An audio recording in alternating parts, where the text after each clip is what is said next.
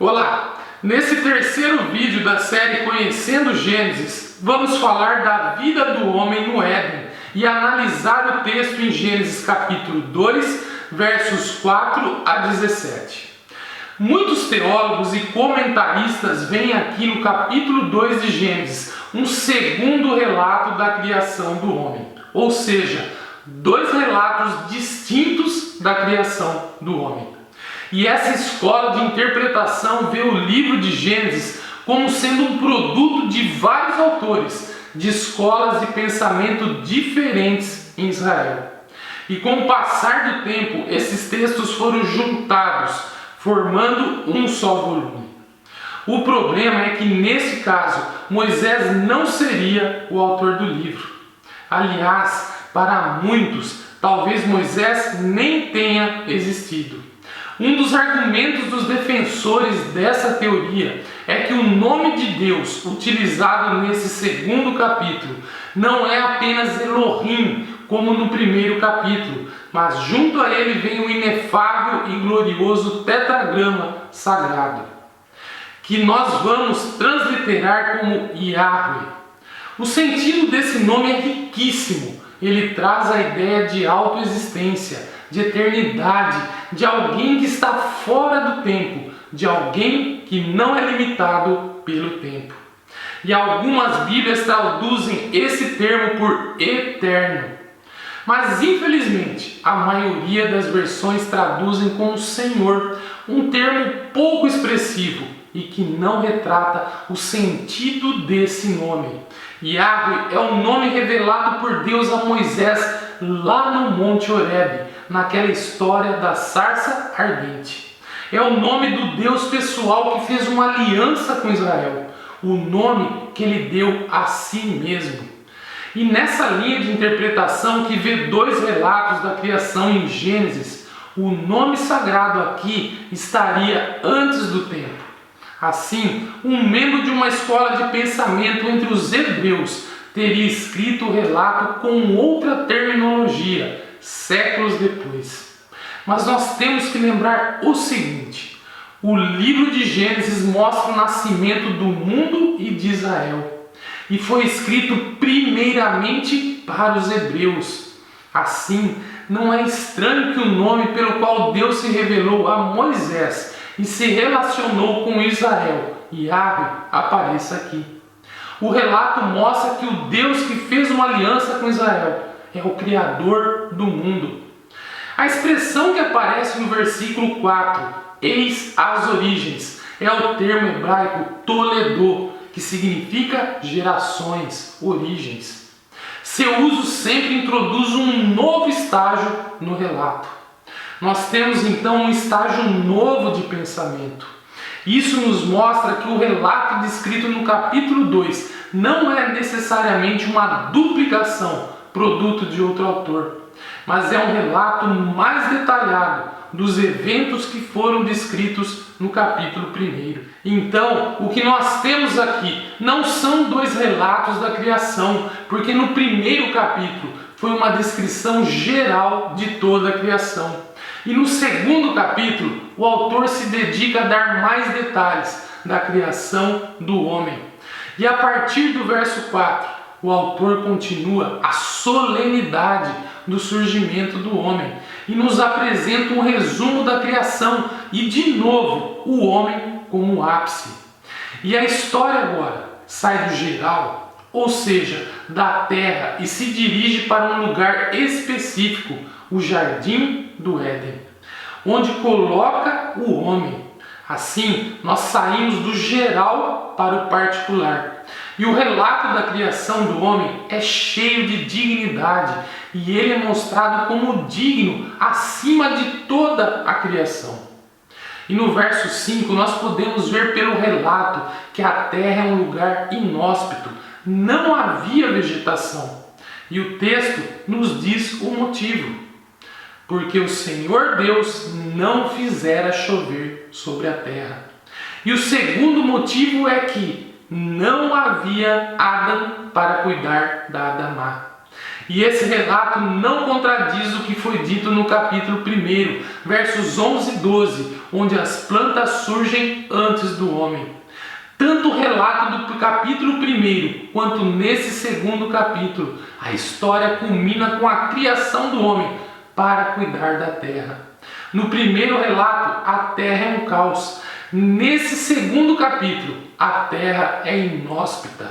Não há contradição, mas são relatos que se complementam, tomando ângulos diferentes. No caos não há espaço para a vida, e o verso 6 nos diz que a falta de chuva é suprida por um vapor que subia da terra e regava toda a superfície do solo. Mesmo assim, faltava humanidade para lavrar a terra. E aqui, a relação entre a humanidade e a natureza é mostrada mais uma vez. O Adão vem da Adamá, ou seja, ele precisa dela, como nos mostra o verso 7. Então formou o Senhor Deus ao homem do pó da terra. Mas a Adamá necessita do Adão para administrá-la, como já vimos no verso 5. O homem e a natureza têm destinos ligados. O homem está ligado à terra, foi tirado dela e é destinado a ela voltar depois que morrer. Isso não quer dizer que é uma evolução da terra. O homem é produto de Deus e dele recebe seu fôlego. Deus lhe sopra no nariz o fôlego de vida, um sopro que faz viver, que dá respiração, e assim o homem se torna alma vivente. Ou seja, ele passa a ter vida e se torna uma pessoa, tem personalidade. Ele não é um boneco de argila, mas um ser vivo. Sua vida não brota da natureza, mas de Deus. Deus é o autor da vida. Ao soprar o fôlego, o ar, o espírito para dentro do homem, Deus se afirma como o autor da vida. O homem não é um produto evolutivo de um macaco. Foi modelado fisicamente por Deus e teve a vida soprada para dentro de si pelo próprio Deus. Sua grandeza e dignidade pessoal são mais uma vez afirmadas. Ele é único em toda a criação. E o verso 8 nos diz que plantou o Senhor Deus um jardim no Éden. Isso nos mostra que o jardim é um local geográfico.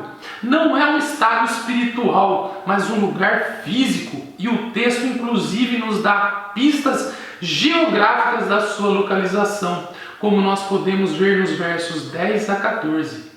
E esse lugar é muito especial, porque foi um jardim plantado por Deus. Deus que já desempenhou a função de grande arquiteto e também de grande oleiro, é agora o grande jardineiro. O interessante é que na cultura oriental, um jardim traz a ideia de felicidade. Tem grande expressão na poesia hebraica. E isso é o oposto da região inóspita e árida do deserto.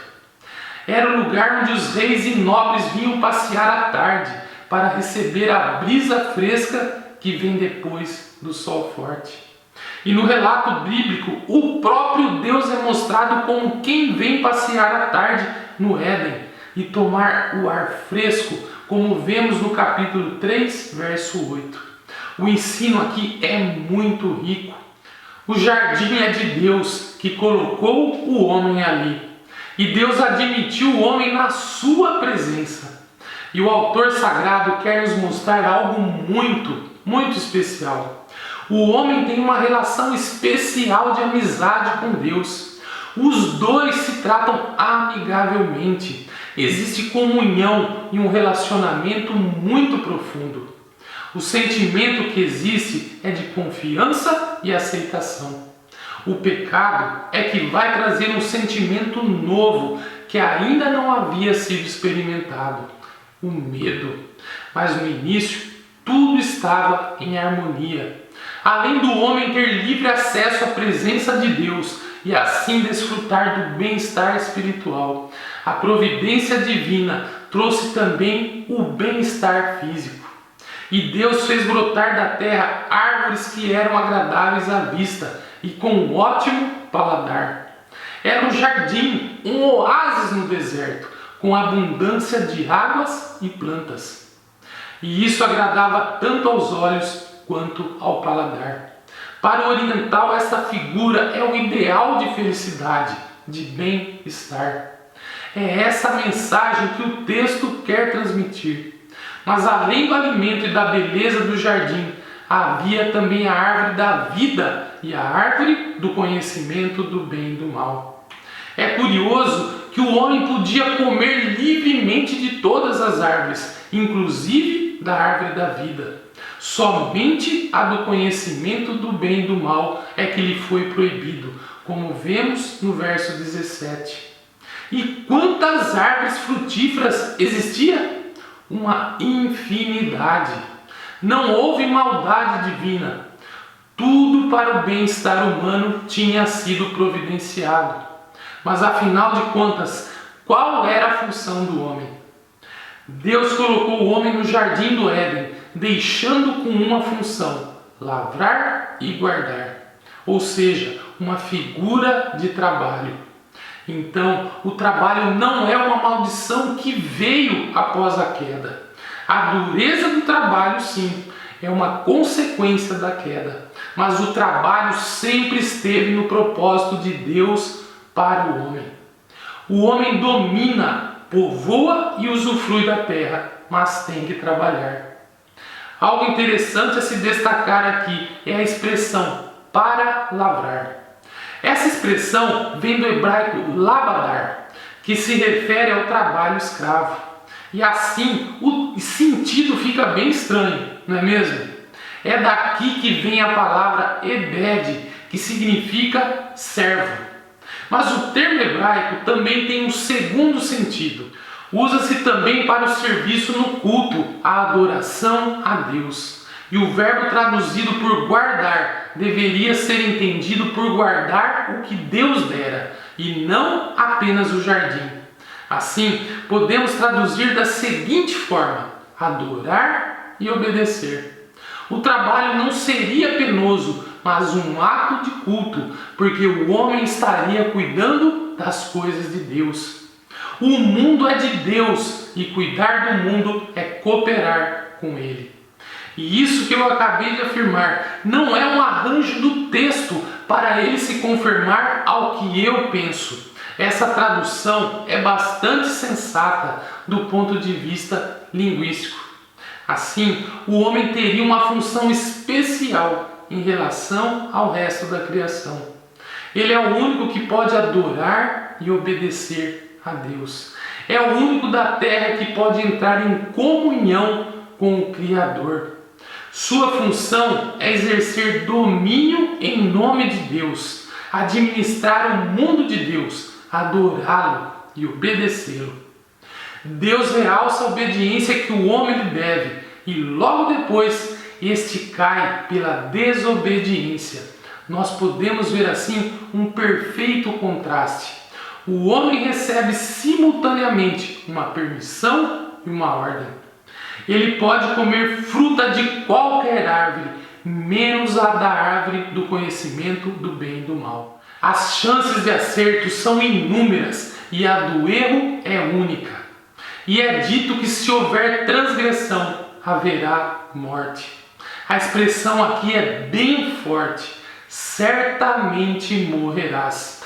Não haveria escapatória.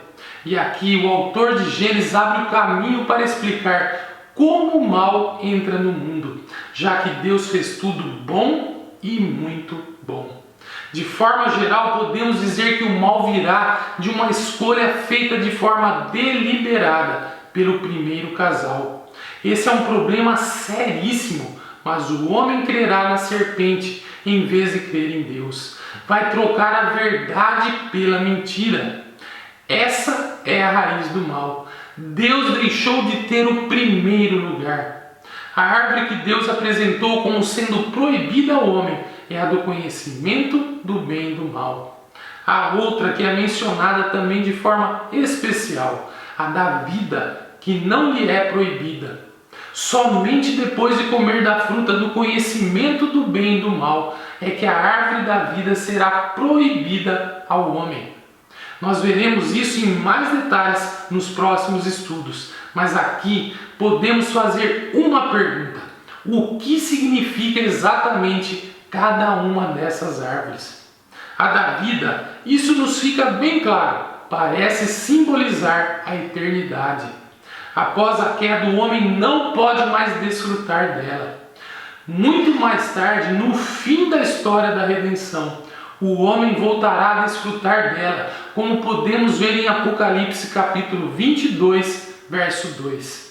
A árvore do conhecimento do bem e do mal será detalhada e explicada depois, mas o importante a se destacar agora é que a ênfase do texto está mais na proibição do que na própria fruta.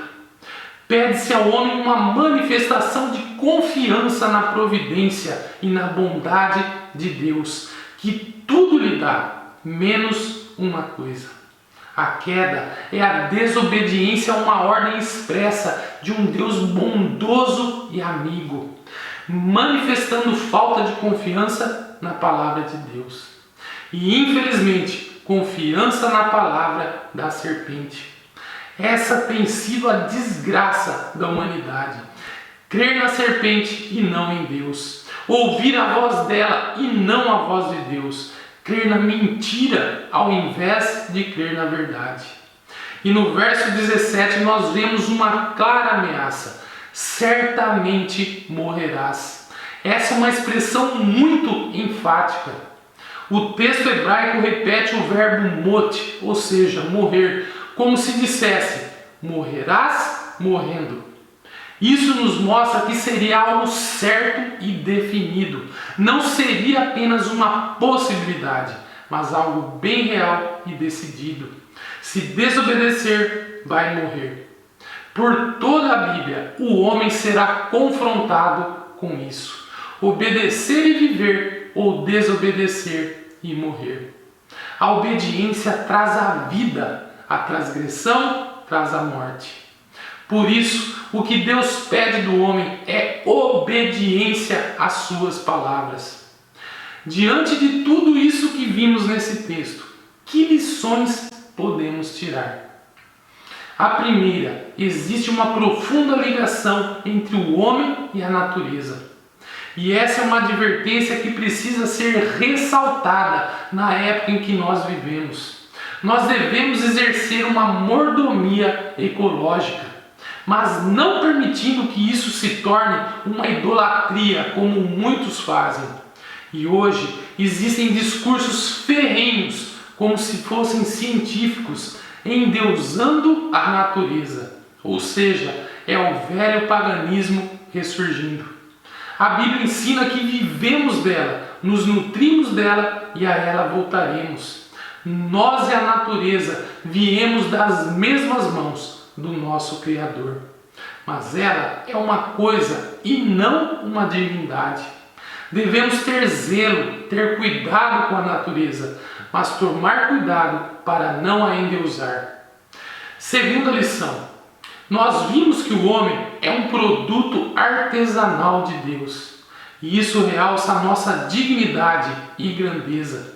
O corpo do homem foi por Deus modelado e a vida do homem foi por ele soprada. Não somos obra do acaso, mas um produto muito bem cuidado. Precisamos nos valorizar. Devemos respeitar o nosso corpo e valorizar a vida humana. É aqui que repousa a dignidade humana. Nossa origem vem das mãos e do sopro divino. Terceira lição. A amizade que Deus ofereceu à humanidade foi lamentavelmente desprezada pelo homem. O pecado perturbou a amizade que Deus quis manter conosco desde o início. Em Jesus Cristo, a amizade retorna, como diz 2 Coríntios 5,18. Tudo isso é feito por Deus, que por meio de Cristo nos transforma de inimigos em amigos dele. Quarta lição. O trabalho é um dos propósitos de Deus para a nossa vida. Ele é pedagógico, é disciplinador e dá sentido à vida. É por ele que o homem administra o mundo para Deus e desfruta dele para si.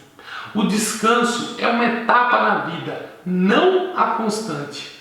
Vemos hoje no Brasil uma maciça propaganda que cria a imagem do brasileiro como sendo um farrista, malandro e avesso ao trabalho. E isso é lamentável. O trabalho dignifica e enobrece.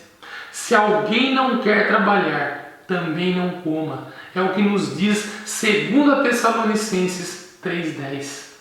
Esse é um ensino bíblico que mostra que o trabalho é a nossa fonte de subsistência. Quinta lição.